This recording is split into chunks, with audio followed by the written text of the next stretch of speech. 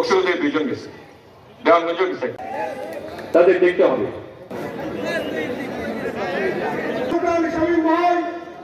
জিন্দাবাদ, তারেক রহমান জিন্দাবাদ।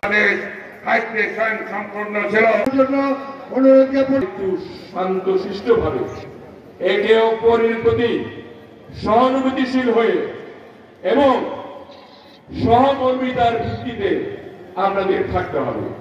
যদি কারোর সঙ্গে কারো ব্যক্তিগত ঝগড়া থাকে, বিভেদ থাকে, সেগুলিকে মিটিয়ে ফেলতে হবে। আমরা একতাবদ্ধ হয়ে থাকতে চাই। বক্সিগঞ্জ দেওয়ানগঞ্জের মানুষ এক মানুষ, এবং এখানে যা হবে আমার সময় দেওয়ানগঞ্জে ডাকবাংলা হয়েছে, আমরা বক্সিগঞ্জে কামালপুরে ডাকবাংলা করেছি। দেওয়ানগঞ্জে রাস্তা হয়েছে, এখানে একটি রাস্তা করেছি। দেওয়ানগঞ্জে ব্রিজ হয়েছে, যে ব্রিজের মাধ্যমে বক্সিগঞ্জের সঙ্গে কানেকশন, সেটা করেছি। এবং নীলক্ষায় মানুষ কোনদিন ওই বিলের ওই পারে যেতে পারত না, সেই রাস্তাটা আমরা করেছি। শালিমারার ব্রিজ, মেরুচর ব্রিজ, এগুলি পরে মডেল স্কুল 2টা দেওয়ানগঞ্জ বক্সিগঞ্জ সমান সমান।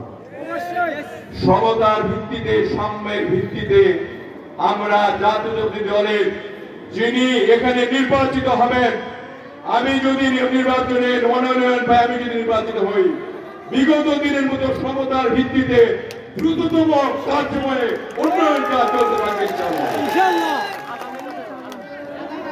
একটু আজান দিচ্ছে, আমরা 1 মিনিট বন্ধ করি, এরপরে কথা বলি। সালাম জানিয়ে আমি দুটি কথা বাংলাদেশকে তাদের দলীয় এবং পারমাণবিক সম্পত্তিতে রূপান্তরিত করেছিলেন। পরবর্তী সময়ে এই জাতির মুক্তির অনিবার্য পরিণতিতে জিয়া রহমানের রাষ্ট্রীয় ক্ষমতায় অধিষ্ঠিত হয়ে সেই একদলীয় শাসন সালে ভেঙে দিয়ে বহুদলীয় গণতন্ত্র প্রবর্তন করেছিলেন। পারিবারতন্ত্র ভেঙে দিয়ে এই বাংলাদেশের মালিকানা বাংলাদেশের জনগণের কাছে তুলে দিয়েছিলেন। এটাই আমাদের গর্ব, এটাই আমাদের অহংকার। আমরা দেখেছি জিয়া রহমানের নেতৃত্বে যখন দুর্ভিক্ষ পরায়ণ বাংলাদেশ থেকে বাংলাদেশ অর্থনৈতিকভাবে উন্নত সমৃদ্ধ বাংলাদেশের পথ তৈরি হয়েছিল, বাংলাদেশ বিশ্বের দরবারে একটি মর্যাদাশীল জাতিতে পরিণত হচ্ছিল, সেই সময় বাংলাদেশের অগ্রযাত্রাকে ব্যাহত করার গভীর ষড়যন্ত্রের অংশ হিসেবে জিয়া রহমানকে হত্যা করা হয়। এই বাংলাদেশ আবার গণতন্ত্র বিপন্ন হয়ে পড়ে, আবার স্বৈরাচারের সাথে বন্দুকের নল দিয়ে নির্বাচিত সরকার নিয়ে জোর করে ক্ষমতার মস্তক দখল করেছিল। দেশের অভিসম্পাদিত বেগম খালেদা জিয়া, যিনি গৃহিণী ছিলেন, জিয়া রহমানের মারা যাওয়ার পরে করা হয়েছে। সাথী বন্ধুরা আমার, আমাদের নেতা জনাব তারেক রহমানকে ওই মঈনুদ্দিন ফখরুদ্দিনের সময়ে এই হাসিনার নেতৃত্বে নির্দেশে আমাদের সেই নেতাকে সেই দিন কিভাবে অত্যাচার নির্যাতন করা হয়েছে। আমাদের মাঝ থেকে আমাদের আরেক ভাই আরাফাত রহমান কোকো চিরতরে বিদায় নিয়েছেন। এই শেখ হাসিনা সরকারের অত্যাচারের কারণের জন্য সেই দিন আমাদের ভাই আরাফাত রহমান কোকোকে ফ্যাসিস্ট সরকার একদলীয় শাসন ব্যবস্থা সহযোগী সংগঠন সভাপতি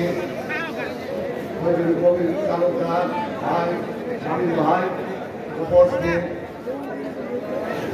জামালপুর থেকে মামুন ভাই এবং ছাত্রদলের নেতৃবৃন্দ এবং যুবদল নেতৃবৃন্দ, তার সফর সঙ্গী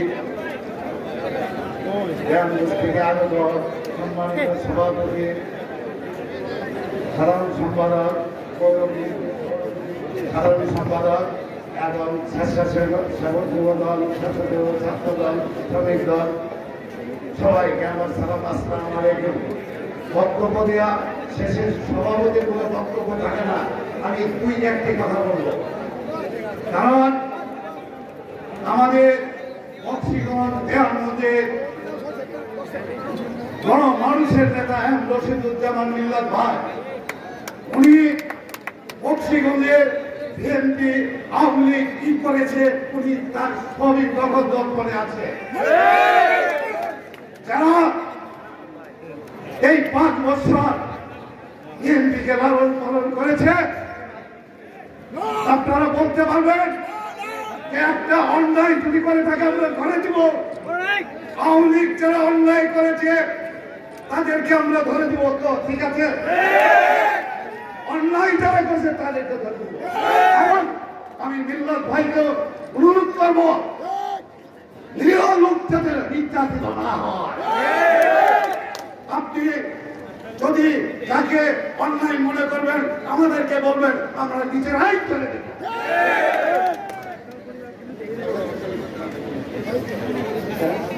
নেতৃবৃন্দ রয়েছেন, আমি তাদের জ্ঞাতার্থে বলতে চাই